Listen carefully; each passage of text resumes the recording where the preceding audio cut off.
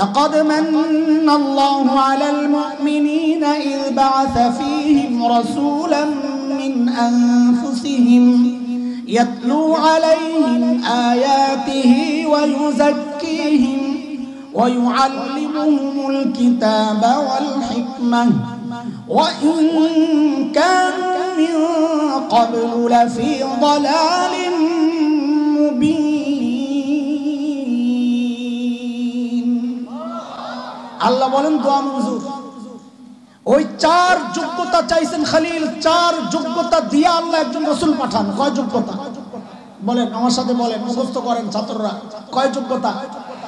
চার যোগ্যতা দিয়ে একজন রাসূল পাঠান, যে রাসূল সারা দুনিয়া আবাদ করবে, যেন তারা বাইতুল্লাহর ইবাদত করবে, ইবাদত করার যোগ্য হয়ে যাবে। কয় যোগ্যতা? সিলেবাসে ক্লাস কয়টা? আল্লাহ দোয়া কবুল করছেন।